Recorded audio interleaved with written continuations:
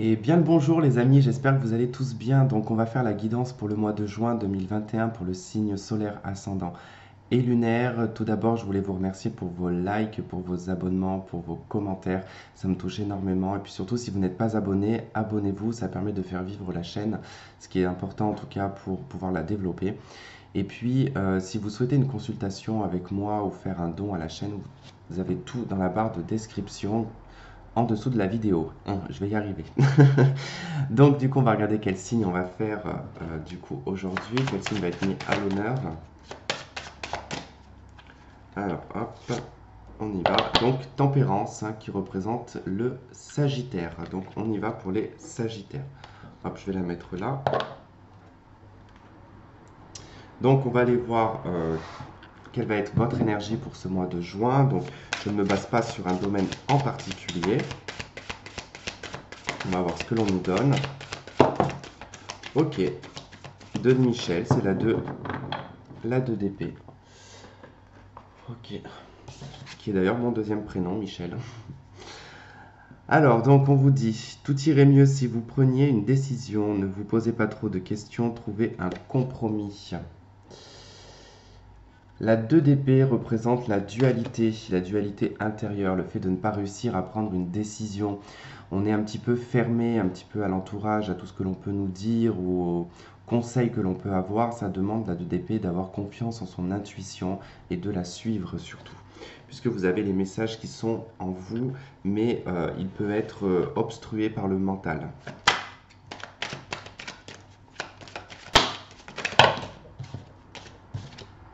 Ok, vous avez l'as de denier, ça peut être par rapport à un contrat de travail ou quelque chose de nouveau. Ça peut être un bien immobilier, ça peut être une location également. Je vais nous parler d'un bail, d'un engagement sentimental aussi. C'est le fait de s'engager, l'as de denier. C'est de signer pour s'engager. Alors, signer, pas forcément, mais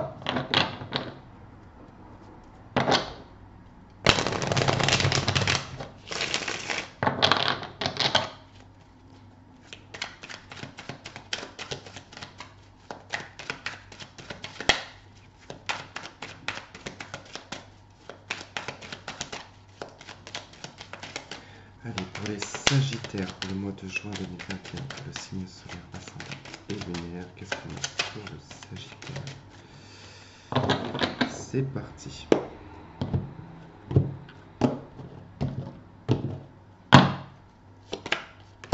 Ok, 4 de denier, 9 d'épée,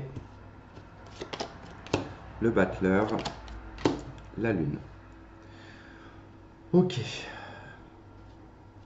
Bon, il s'agit ici d'économie, d'accord, d'économie financière, d'argent. Il y a beaucoup d'inquiétudes par rapport peut-être à quelque chose que vous voulez entreprendre. Alors c'est vrai que ça peut être lié à de l'immobilier. Pour certains, ça peut être lié à un emménagement ou l'achat d'un bien, à un nouveau travail aussi également. Ça parle en tout cas, cette 9 d'épée, d'inquiétude. D'accord. On se fait beaucoup de soucis, on s'inquiète énormément par rapport justement à ce battleur, à ce nouvel, on va dire, cette nouvelle vie, entre guillemets, parce que c'est quelque chose dont vous n'avez pas connaissance avec la Lune, hein. C'est-à-dire que vous vous engagez dans une voie dont vous n'avez aucune connaissance, euh, aucun, comment dire, euh, aucune donnée qui va vous permettre de vous rassurer, en fait, hein. Donc il y a un manque quand même d'assurance dedans. Alors c'est vrai que ça peut être lié à peut-être un nouvel emploi, ça peut être lié à une formation, ça peut être lié à quelque chose que vous recommencez, parce que c'est l'apprenti quand même, le battleur. Et puis ça peut être aussi d'entreprendre, de bâtir. C'est quand même le bâtisseur aussi, hein, le battleur. Donc il y a quand même ce côté de vouloir peut-être bâtir un logement, de peut-être faire construire ou d'acheter un bien qui demande quand même d'avoir certaines économies quand même. Donc l'argent, en fait, l'économie ici va être un petit peu dans l'inquiétude sur ce mois de juin. D'où ce fait pardon, qu'il y a cette 2 d'épée où on essaie de trouver des compromis, on essaie de trouver une clarté dans la situation pour être le plus lucide possible et ne pas en tout cas faire ça dans la pénombre, hein, avec la Lune. En tout cas, il y a un côté où on n'a pas vraiment toutes les données. On a l'intuition peut-être, mais on n'a pas en tout cas le côté matériel qui est là pour rassurer en fait. On a la reine de coupe, on a la 2 de denier, on a la 2 de bâton, la 7 de denier et la force. Ok. On voit que c'est lié quand même beaucoup, toujours cette 2 de bâton qui demande à prendre une voie, à prendre une décision hein, qui est assez ferme pour moi. On a quand même beaucoup de dualité qui ressort. Hein. On a la 2 d'épée en énergie principale, on a la 2 de denier, la 2 de bâton. On a les inquiétudes avec la 9 d'épée. Donc, bon, c'est vrai que ça peut apporter un petit déséquilibre en plus qui est émotionnel ici avec la reine de coupe. Donc, c'est vrai que ça peut être aussi le côté maternel qui ressort si vous êtes maman, d'apporter en tout cas une structure solide peut-être à vos enfants ou au cadre familial. En tout cas, on hésite énormément. Et c'est surtout lié, je dirais aussi au côté professionnel parce que c'est vrai que là, il y a un besoin de récolte, un besoin de reconnaissance, il y a un besoin d'acquérir plus avec la 7 de denier, c'est les petites récoltes, hein, de toute façon, c'est pas non plus des grosses récoltes, mais voilà, c'est d'entreprendre quelque chose qui va apporter une forme de récolte. Alors c'est vrai que ça demande ici à être dans la force, à être dans la maîtrise, à être dans le contrôle, parce que l'émotionnel est quand même ressorti avec la reine de coupe et la lune, donc il y a un manque, je dirais ici, comme je disais, de choses qui sont appuyées en fait, hein, qui donnent en tout cas une visibilité dans l'avenir, et là on ne l'a pas. Donc ça demande juste vraiment en fait à être dans le contrôle, à être dans le maintien, parce que justement voilà, il y a cette inquiétude qui ressort avec la lune. Hein. C'est peut-être aussi le fait de ne pas être dans l'illusion. Vous voyez, la force et la lune, c'est vraiment de se maîtriser, à ne pas rentrer dans une espèce de monde irréel euh, qui concerne peut-être un avenir professionnel ou un avenir financier. D'accord. Euh,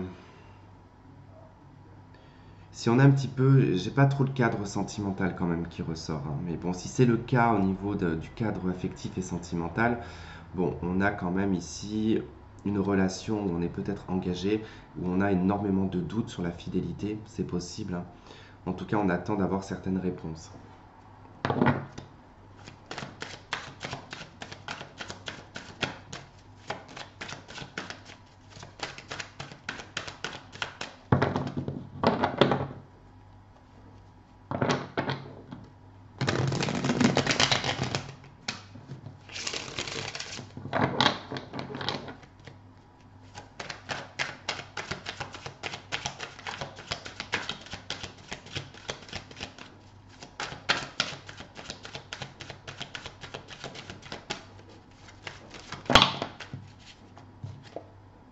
Ouais, 4 d'épée, 9 de bâton. On est bloqué dans une prise de décision, on est bloqué par des obstacles aussi. Hein. Il y a le fait du travail acharné qui ressort aussi. On est épuisé physiquement, mentalement, par tout un tas d'obstacles en fait. Hein.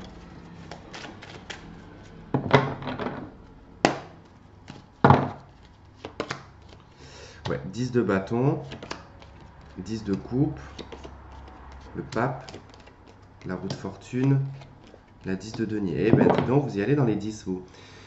Bon, 10 de bâton, on voit qu'il y a quand même une difficulté. Alors ça peut être le côté maternel hein, quand même, parce qu'avec la 10 de coupe, hein, ça peut être lié au cadre familial. Ça peut être lié aussi à votre bonheur, à votre joie. C'est-à-dire que vous êtes un petit peu déséquilibré, on est un petit peu renfermé, on ne sort pas trop de sa zone de confort et on conserve un côté émotionnel quand même. Hein. Et on a quand même ce côté où on a l'espoir de trouver ici un bonheur tout simplement, d'être heureux, d'être bien, d'être dans l'harmonie. On a du cumul hein, qui peut durer depuis un certain nombre d'années avec la 10 de bâton. On a besoin ici de lâcher ce poids-là. Il y a vraiment, j'irais même presque, vous savez, c'est comme quand on fait construire une maison qui a plein de problèmes ou ce genre de choses et que on n'arrive pas à aboutir au projet. Et ça devient un peu lourd, ça devient un peu compliqué, ça devient presque un fardeau. Ça peut être la vente aussi d'un bien qui ne se fait pas, vous voyez. Il peut y avoir quelque chose d'assez lourd en fait, hein, qui est lié au financier, mais qui touche aussi l'état émotionnel quand même. Bon, on voit qu'il y a des hésitations aussi. Peut-être que là, pour certaines personnes, il y a peut-être eu un divorce, il y a peut-être eu une séparation avec des enfants, et qu'on est en train de jongler avec le côté qui prend les enfants, qui a la garde, qui conserve un petit peu le patrimoine. Il y a peut-être quelque chose comme ça aussi qui en ressort. Bon, C'est vrai que là, votre décision par rapport à ce qui vous perturbe en fait, hein, mentalement, le choix ici, il est plutôt dirigé vers une foi, vers une croyance, vers un espoir, ouais. Vers une autorité morale aussi, hein. On se cadre, il y a un côté où on se cadre. Alors il y a effectivement un changement financier qui ressort, il y a un nouveau départ. Euh, le battleur avec la roue de fortune, c'est vraiment le côté où bah, cette roue de fortune, on change de situation, on redémarre sur une nouvelle situation qui est probablement ici financière, matérielle même. Et c'est lié à un patrimoine, c'est lié à peut-être même à un héritage. On reçoit peut-être voilà, une somme liée à un héritage.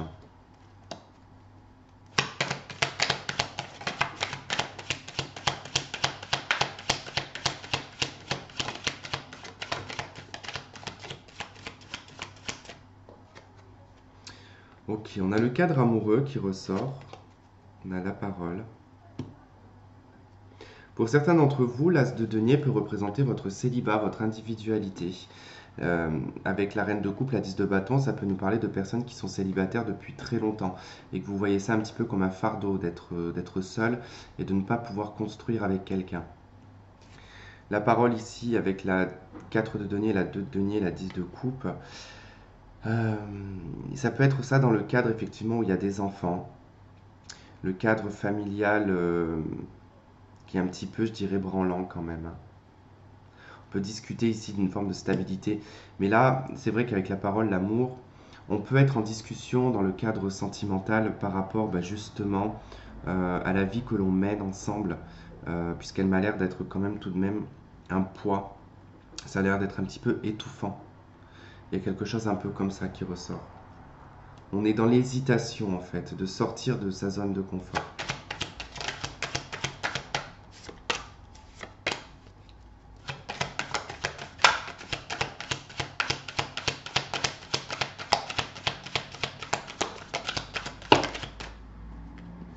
Ok, on a le travail également. Donc vous, c'est quand même lié un peu au sentiment et au travail.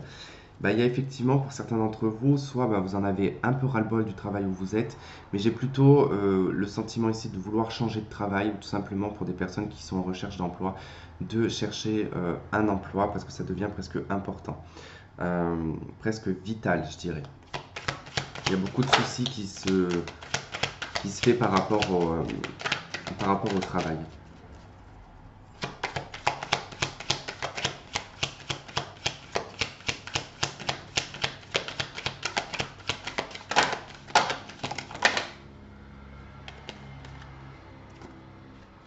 On a le voyage, donc ça parle le voyage parle d'une nouvelle aventure, de partir dans d'autres directions aussi. Et on a la fatalité. Ok. Donc il y a quand même quelque chose d'assez soudain qui pourrait arriver sur le mois de juin. Ça peut être un contrat, d'accord? Il se peut que les choses se débloquent, hein, que ça soit assez soudain quand même, hein. Avec la fatalité, c'est pas dans l'attente, en tout cas où c'est quelque chose que vous n'attendiez plus qui peut arriver, en tout cas qui peut prendre du temps. Ça parle de déplacement professionnel. Et vous avez la lumière, donc du coup c'est positif pour vous. Euh, c'est un mois qui va être quand même, bon, beaucoup dans la dualité, beaucoup dans le renfermement, dans le mental, beaucoup de choses aussi à certains compromis que vous devez faire, hein. Ça peut passer par la parole, effectivement. Donc, en tout cas, il y a des discussions amoureuses aussi qui ressortent. Et puis, on a quand même cette nouvelle aventure, hein, qui ressort, qui est positive, qui va vous permettre de mettre un terme à quelque chose, en tout cas.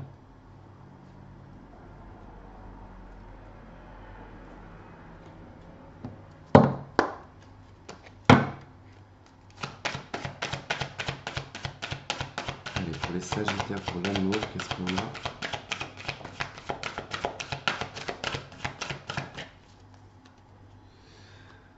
Ok, vous avez la carte passion. Hop. Permettez à votre cœur et à votre âme de chanter la joie. Bon, là, qu'on soit célibataire, couple ou en triangulaire, on vous demande de vibrer la passion pour ce mois de juin. de laisser votre cœur en tout cas s'ouvrir, de laisser vivre les choses au moment présent, de ne pas trop vous poser de questions. Euh, voilà, d'être plus dans quelque chose de passionnel que de quelque chose de cérébral. D'accord? Voilà pour vous les Sagittaires. Si vous avez besoin d'une consultation avec moi, vous avez le lien qui se trouve en dessous de la vidéo, enfin le lien, l'adresse email. Et voilà, n'hésitez pas à m'envoyer un email si vous avez besoin. Je vous fais plein de gros bisous. Je vous remercie de m'avoir regardé, de m'avoir écouté et je vous dis à très vite. Bye bye.